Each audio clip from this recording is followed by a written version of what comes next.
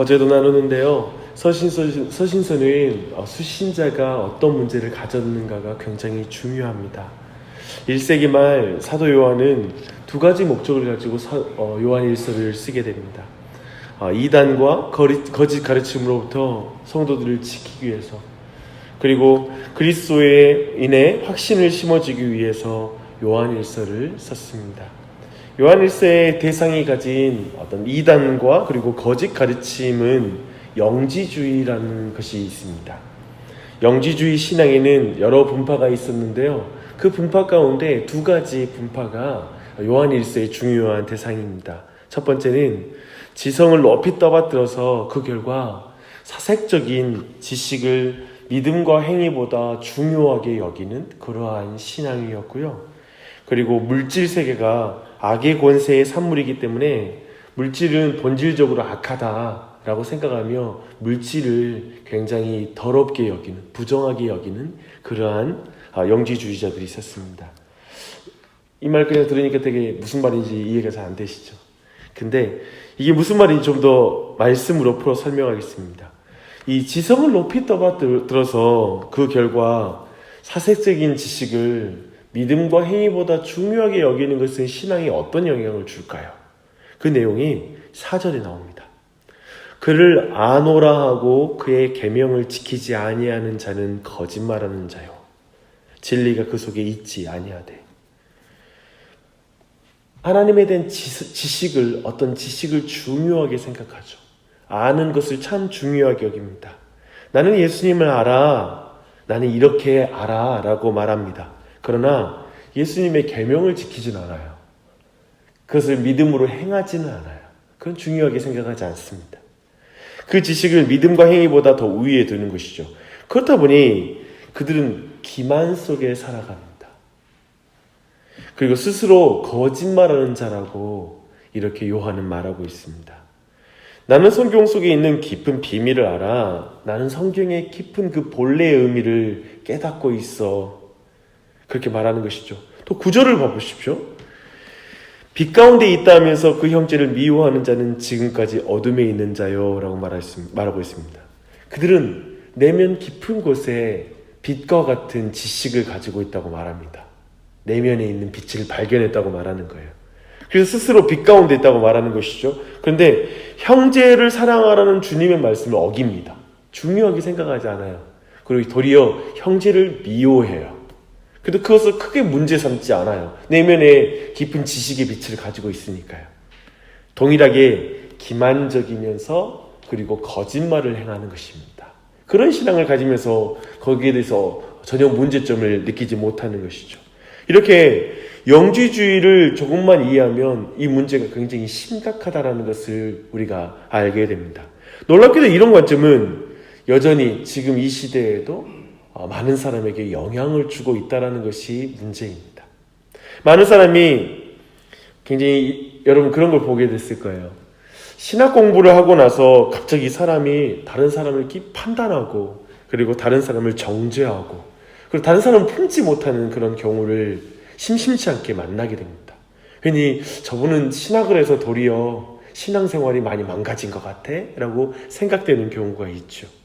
어떠한 지식을 얻는다는 것이 그 스스로가 그런 지식을 가진 믿음과 신앙이 되는 것이냐 생각하는 것을 보게 됩니다. 많은 사람들이 영적인 체험이라는 것을 하고 나서 갑자기 그가 자신은 굉장히 다른 사람들과 또 다른 차원의 신앙인이 되었어라고 스스로를 생각하는 것을 보게 됩니다. 그리고 형제들을 깔보는 것이죠. 그들은 누구보다 교회를 잘 알고 있다고 말합니다. 예수님에 대한 신비한 지식을 가지고 있어. 이제 그냥 머리로만 아는 거 중요하지 않아. 이렇게 내가 체험으로 하나님을 아는 게 중요해. 이 또한 또 체험을 통한 지식이죠. 그 신비한 지식을 가졌다고 말합니다. 그래서 복음에 대한 깊은 이해를 가지고 있는 듯 말하지만 그들은 교회 안에서 사는 삶은 없어요. 자세히 보니 교회 안에서 다른 사람들을 묵묵히 섬기는 삶과 믿음으로 행하는 삶은 없어요. 누군가를 위해서 희생하는 건 안 보여요. 그런데 굉장히 교만하죠. 형제를 사랑하는 삶, 말씀에 순종하는 삶은 없습니다. 놀라운 것은 그들은 전혀 이것을 문제의식을 가지고 보고 있지 않다는 거예요. 되게 우리가 볼 때 너무 기만적인 거 아니야? 스스로를 속이고 있는 것 같아 라는 그런 신앙의 모습을 가지고 있습니다. 그들은 스스로가 하나님을 사랑하고 있다고 생각하고 있고 스스로 의로운 사람이다 라고 이렇게 생각하는 경향을 띱니다. 이러한 사람 만나는 것이 어렵습니까? 심심치 않게 만나게 됩니다. 왜 그럴까요? 그들이 가진 기준이 성경을 떠났기 때문에 그렇습니다. 이렇게 잘못된 신앙관을 갖게 되면 어떤 현상이 일어나면 오늘 말씀처럼 죄를 가볍게 여기게 됩니다. 우리는 어쩌면 우리 모두가 작년보다는 올해 전에 없이 성경에 대한 지식을 많이 가질 수 있습니다. 어쩌면 우리의 어떤 모습 또 여러 가지 삶의 상황들 또한도 옛날보다는 더 좋아졌을 수 있습니다. 그리고 어떤 우리 안에 지식과 체험들이 또 한 해를 지나니까 더 있을 수 있습니다. 예전보다 훨씬 지식이 많아질 수 있는 것이죠. 근데 여러분, 결과적으로 죄를 가볍게 여긴다면 매우 진지하게 자신 돌아봐야 됩니다.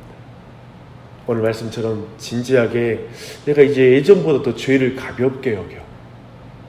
근데 굉장히 무서운 일인 것이죠. 그게 아마도 우리의 신앙을 돌아볼 수 있는 기준이 될 것입니다. 사도 요한은 그래서 오늘 1절 말씀 보니까요, 성도들이 죄를 범치 않게 하려고 이 서신을 쓴다고 직접 말하고 있습니다. 왜냐하면 영지주의가 사람들을 쉽게 죄를 짓게 만드니까요. 죄를 짓지 않는 최선의 방책은 무엇이냐면 거룩하게 사는 것이 죄를 짓지 않는 방법, 가장 최고의 방책입니다. 그리고 하나님을 즐거워하며 사는 것이 죄를 짓지 않는 가장 지혜로운 방책인 줄 믿습니다. 그러나 죄를 범한다면 알아야 할 것은 이미 예수님께서 우리의 죄를 위한 화목제물이 되신 것을 알아야 할 것입니다. 한번 우리 2장 1절 보십시오. 그는 우리 죄를 위한 화목제물이니 우리만 위할 뿐 아니요 온 세상의 죄를 위하심이라 라고 말하고 있습니다. 또한 그분은 하나님 앞에서 우리의 대언자가 되어주실 주님이 있다는 사실을 기억합니다.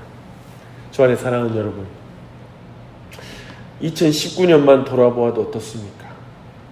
돌아볼 때 여러 일들이 있었겠는데 어쩌면 죄밖에 보이지 않는 마음이 있을 수 있습니다. 분명히 하나님께서 원하시는 것은 우리로 하여금 죄를 범하지 않는 2019년이 됐으면 좋은데 또한 우리가 그 가운데 죄 짓는 모습이 참 많았다라는 것을 볼 수 있습니다. 그래서 참 돌아보는 것이 어렵습니다. 우리 안에 부족한 부분, 그리고 어쩌면 지금 이 시간이 가장 침체되는 시간일 수 있고 또 가장 우리 안에 또 넘어져 있는 모습일 수 있습니다. 혹시 가족과 지인, 교우들을 한번 돌아보십시오. 내 자신은 아니더라도 주변에 있는 사람이 작년보다는 더 많은 훈련을 했고 여러 가지를 배웠는데 그냥 쉽게 죄를 지으면서 되게 관념적으로 신앙생활하고 머리로만 전혀 하나님을 경외하는 어떤 중심이 사라져버린 사람들이 주변에 있을 수 있습니다. 이럴 때 우리에게 필요한 것이 있습니다. 믿음입니다.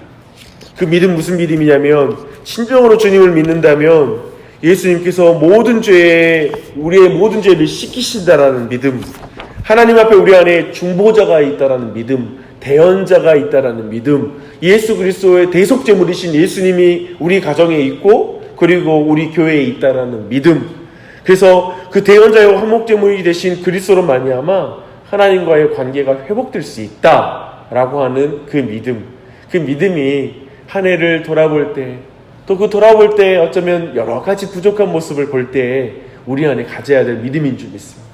그 믿음으로 기도하는 이 아침이 되시길 바랍니다. 사도 바울은 영지주의에 이렇게 영향을 받은 이들에게 진짜 알매에 대해서 가르칩니다. 그리스도인은 그리스도를 알아야 됩니다. 3절 보면요, 우리가 그의 계명을 지키면 이로써 우리가 그를 아는 줄로 알 것이요. 야, 진짜 아는 게 뭐냐? 머리로 아는 문제가 아니라 주의 계명을 순종하는 것이 아는 것이다 라고 이렇게 진짜 아는 것을 알려주고 있습니다. 안다라는 것은 가령 오늘도 이렇게 기도를 통해서 주님을 만나고 주님과 교제하고 주님께서 기도를 들으시는 줄 알고 기도하는 것, 정말 주님 살아계신 주님을 알고 기도하는 것, 그래서 교제하는 것, 그게 실제적인 알미인 줄 믿습니다. 그러한 기도를 드렸으면 좋겠습니다. 참으로 그리스도를 아는 자는 그 계명을 지킵니다. 만일 안다고 말하지만 그 계명을 따라 살지 않는다면 그것은 거짓말하는 자라고 말하고 있습니다. 진리가 그 속에 없는 것이라고 말하고 있습니다. 말씀을 지키고 살면 하나님의 사랑이 그 안에서 온전해지고 다른 그리스도인과 사귐이 있는 자라고 이렇게 말씀하고 있습니다. 참 그리스도인은 그리스도와 동행하고 자기가 동행하고 있음을 아는 것입니다. 계명을 지키고 사는 것, 그것이 그리스도인들의 참된 시금석이라는 걸 우리는 돌아봐야 될 것입니다. 그래서 다시 한번 보시게요. 첫 번째가 그리스도의 계명을 행하는 것으로 우리 안에 참된 지식이 있는지를 아는 것입니다. 주님을 알고 있다는 걸 우리가 알 수 있습니다. 두 번째 시금석은 7절부터 11절인데요. 형제 사랑입니다. 이웃을 사랑하라는 옛 계명과 형제를 사랑하라는 새 계명의 차이는 무엇입니까? 예전에는 무능해서 할 수 없었던 것을 이제는 성령의 능력으로 할 수 있다는 것입니다. 예전은 내가 뭔가 사랑을 해야지 주님을 계명을 지켜야만 사랑을 받는 것 같은 시대였다면 이제는 참으로 예수 그리스도의 먼저 그 사랑을 보고 우리가 이 일을 행한다는 것입니다. 형제 사랑은 윤리 문제가 아니에요. 형제 사랑은 그리스도인의 존재 증명의 차원의 문제입니다. 내가 예수 그리스도의 사랑을 받았다는 증거가 형제 사랑이기 때문에 그래요. 그리스도인은 근본적으로 형제 사랑의 태도로 사람을 대하게 됩니다.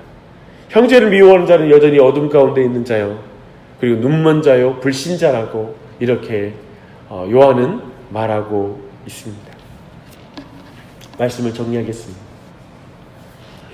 우리 시대의 영지주의, 어쩌면 그것은 우리 시대 안에 아마 관념적인 신앙, 나는 주일날 교회 예배당 가고 있으니까 하나님께서 그렇게 알고 계실 거야.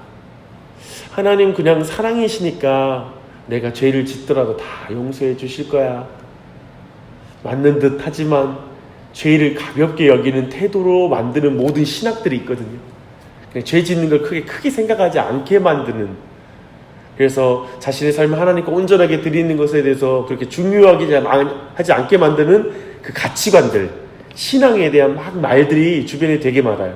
자세히 보면 형제 사랑도 없고 오늘 말씀의 시금석이처럼 율법을 지키는 삶도 없는 그런 어떤 삶을 살아가는, 그러면서도 신앙이 있는 것이냐 말하는 모든 말들이 넘쳐나는 게 우리 시대인 것 같습니다. 아마도 그런 영지주의, 기만적인 신앙, 거짓말하는 신앙들, 그런 신앙이 많은 것이죠. 그래서 마음으로만 믿으면 돼 라고 이렇게 말하는 신앙, 그래서 삶으로 보이는 하나님을 경외하고 기도하는 삶은 전혀 없으면서 하나님 그래도 우리를 이쁘게 보실 거야, 나는 그냥 하나님 아버지라고 생각해, 아버지는 너무 편하잖아, 그 말이 맞지요? 근데 죄 짓는 것을 쉽게 만드는 신앙, 이해되시죠? 그러한 신앙은 오늘날에도 굉장히 넘쳐납니다.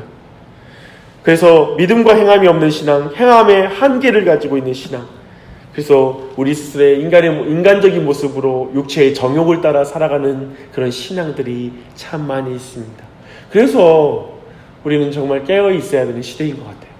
더욱 이러한 시대일수록 우리가 깨어서 있어야 할 시대이고, 이런 또 시대에 깨어있고 기도하고 하나님께 나아가는 게 이게 은혜가 아니면 살 수 없는 것 같아요. 우리도 쉽게 넘어지는 게 그 자리인 것 같습니다. 근데 이때일수록 항상 마음속에 이 시금석을 항상 가지고 있으십시오. 그 시금석이 뭡니까? 내가 하나님 말씀을 사랑하는가? 내가 계명을 지키려고 힘쓰는가?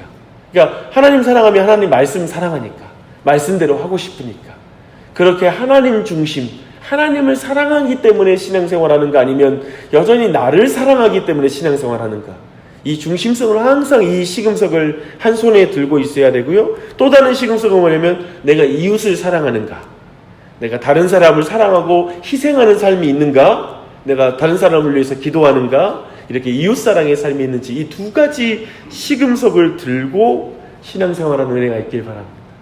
한 해를 돌아볼 때도 이 시금석을 가지고 돌아보고, 부족한 게 있으면 아까 누가 계시다고 그랬죠? 중보자이신 대언자이신 예수 그리스도가 있다라고 말하잖아요. 그분께 달려가 기도하고, 내년을 바라볼 때에도 항상 우리가 죄를 짓지 않게 하기 위하여 이 편지를 우리가 받았지만 혹 죄를 지을지라도 대언자가 계시니 담대하게 믿음으로 주님 내가 이 바른 신앙으로 서게 해달라고. 그래서 주님 사랑하여 말씀 사랑하고 주님 사랑하여 이웃 사랑하게 해달라고. 그런 은혜가 넘치는 나와 우리 배우자와 자녀들 그리고 교회가 되게 해주시옵소서. 그런 기도를 드리는 이 아침이 되시기 바랍니다. 기도하시겠습니다.